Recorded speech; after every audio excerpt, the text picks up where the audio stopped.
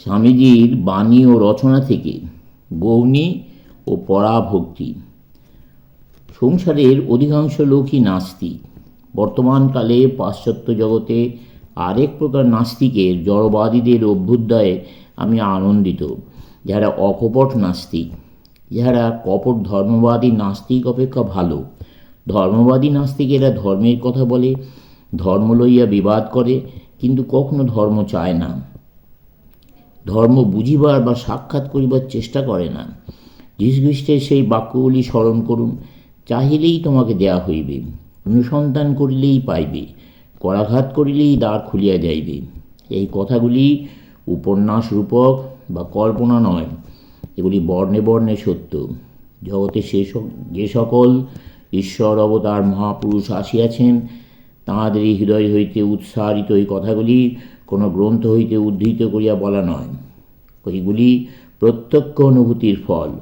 ওইগুলি এমন একজনের কথা, যিনি ভগবানকে প্রত্যক্ষ অনুভব করিয়াছিলেন, ভগবানের সহিত আলাপ করিয়াছিলেন, ভগবানের সহিত একত্র বাস করিয়াছিলেন। আপনি আমি এই বাড়িটাকে যেরূপ প্রত্যক্ষ দেখিতেছি, তা অপেক্ষা শতগুণ স্পষ্টভাবে তিনি ভগবানকে দর্শন করিয়াছিলেন।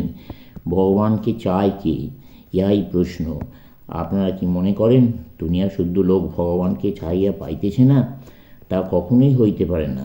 মানুষের এমন কি অভাব আছে যাহা পূরণ করিবার উপযোগী বস্তু বাহিরে নাই? মানুষ নিঃশ্বাস নিতে চায়, তার জন্য বায়ু আছে। মানুষ খাইতে চায়, সেজন্য খাদ্য রহিয়াছে। কোথাইতে এইসব বাসনার উৎপত্তি?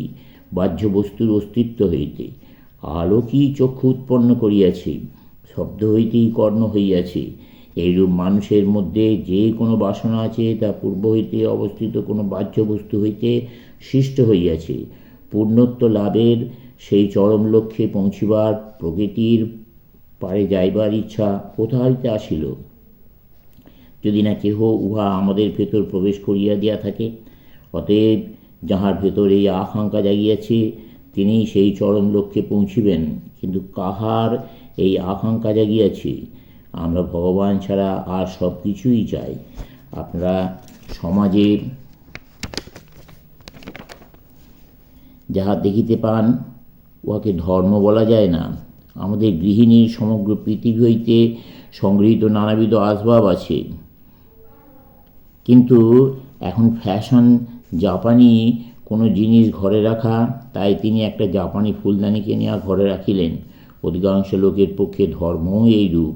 ভোগের জন্য তাহাদের সর্বপ্রকার বস্তু রহিয়াছে, কিন্তু ধর্মের একটু চাটনি তার সঙ্গে না থাকায় জীবনটা ঠিকভাবে চলিতেছে না। সমাজে সমালোচনা হইবে, সেই জন্য একটু আদ্র ধর্ম চাই। আজকাল পৃথিবীতে ধর্মের এই অবস্থা। এক শিষ্য তার গুরুর নিকট গিয়া বলিল, গুরুদেব, আমি ধর্মলাভ করিতে চাই। গুরু তাহার মুখের দিকে চাইয়া দেখিলেন, কোনো কথা না বলিয়া শুধু একটু হাসিলেন। শিষ্য প্রত্যহ আসিয়া তাকে পীড়াপিড়ি করিয়া বলিত, আমাকে ধর্মলাভের উপায় করিয়া দিন। গুরু অবশ্য এই বিষয়ে শিষ্য অপেক্ষা যথেষ্ট ভালো বুঝিতেন। একদিন খুব গরমের সময় তিনি সেই যুবককে সঙ্গে লইয়া নদীতে স্নান করিতে গেলেন। যুবকটি জলে ডুব দেওয়া মাত্র গুরু তার পেছনে পেছনে যাইয়া তাকে জলের নিচে জোর করিয়া চাপিয়া ধরিলেন। যুবক জল হইতে উঠিবার জন্য অনেকক্ষণ ধস্তাধস্তি করিলে গুরু তাকে ছাড়িয়া দিয়া জিজ্ঞাসা করিলেন, যখন জলের ভেতর ছিলে, তখন তোমার সর্বাপেক্ষা কিসের অভাব বোধ হইতেছিল? শিষ্য উত্তর করিল, নিঃশ্বাসের জন্য বায়ুর অভাবে প্রাণ যাইয়াই হইয়াছিল। তখন গুরু বললেন, ভগবানের জন্য কি তোমার ঐরূপ অভাব বোধ হইয়াছে? যদি হইয়া থাকে, তবে এক মুহূর্তেই তুমি তাহাকে পাইবে। যতদিন না ধর্মের জন্য আপনাদের ঐরূপ ব্যাকুলতা ও তীব্র আকাঙ্ক্ষা জাগিতেছে, ততদিন যতই তর্ক বিচার করুন, যতই পড়ুন, যতই বাহ্য অনুষ্ঠান করুন, কিছুতেই কিছু হইবে না। যতদিন না হৃদয়ে এই ধর্ম পিপাসা জাগিতেছে, ততদিন নাস্তিক অপেক্ষা আপনি কিছুমাত্র উন্নত নন। নাস্তিক বরং অকপট, আপনি তা নন। একজন মহাপুরুষ বলিতেন, মনে করো এ ঘরে একটা চোর রহিয়াছে। সে কোনরূপে জানিতে পারিয়াছে যে পাশের ঘরে একতাল সোনা আছে, এবং ওই দুইটি ঘরের মধ্যে আছে একটি খুব পাতলা দেওয়াল। এইরূপ অবস্থায় ওই চোরের কীরূপ অবস্থা হইবে? তার ঘুম হইবে না, সে খাইতে পারিবে না, সে কিছুই করিতে পারিবে না, কেবল কিরূপে ওই সোনার তাল সংগ্রহ করিবে সেই দিকে তার মন পড়িয়া থাকিবে। সে কেবল ভাবিবে কিরূপে ওই দেয়াল ছিদ্র করিয়া সোনার তালটা লইবে।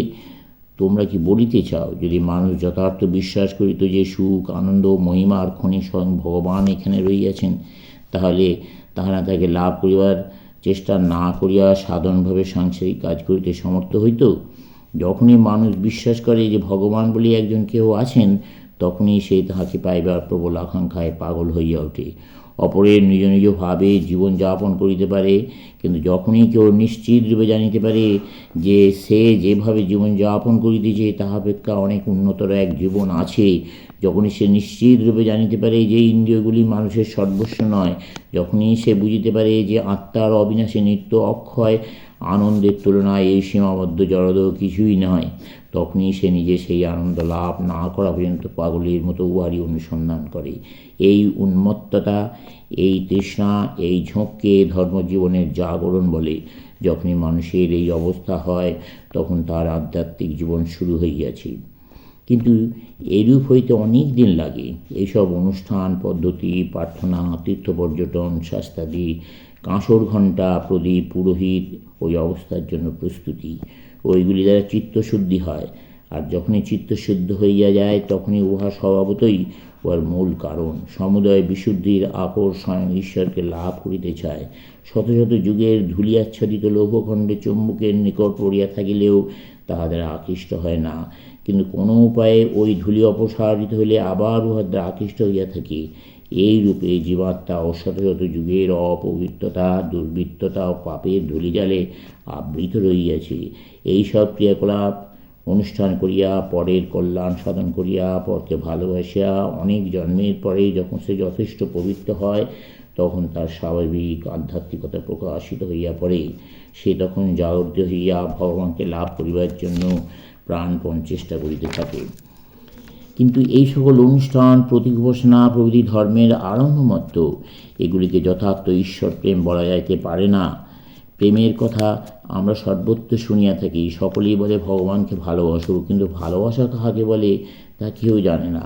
যদি জানিত, তবে যখন তখন হালকাভাবে ভালোবাসার কথা বলিত না। প্রত্যেকে বলে সে ভালোবাসিতে পারে, কিন্তু 5 মিনিটেই বুঝিতে পারে তাহার প্রকৃতিতে ভালোবাসা নাই। প্রত্যেকটি নারী বলিয়া থাকেন তিনি ভালোবাসিতে পারেন, কিন্তু 3 মিনিটেই বুঝিতে পারেন যে তিনি ভালোবাসিতে পারেন না। এই সংসার ভালোবাসার কথায় পূর্ণ, কিন্তু ভালোবাসা বড় কঠিন। কোথায় ভালোবাসা? ভালোবাসা যে আছে তা জানিবে কীরূপে? ভালোবাসার প্রথম লক্ষণ এই যে উহাতে আদান প্রদান বা লাভ ক্ষতির প্রশ্ন নয়। কিছু পাইবার জন্য যখন একজন অপরকে ভালোবাসে, জানিবেন ইহা ভালোবাসা নয়, দোকানদারি মাত্র। যেখানে কেনাবেচার কথা, সেখানে আর ভালোবাসা নাই। অতএব যখন কেহ ইহা দাও উহা দাও বলিয়া ভগবানের নিকট প্রার্থনা করে, জানিবেন তা ভালোবাসা নয়। কি করিয়া হইবে? আমি তোমাকে আমার প্রার্থনা, স্তব, স্তুতি উপহার দিলাম, তুমি তাহার পরিবর্তে আমাকে কিছু দাও, ইহা তো দোকানদারি মাত্র। ক্রমশ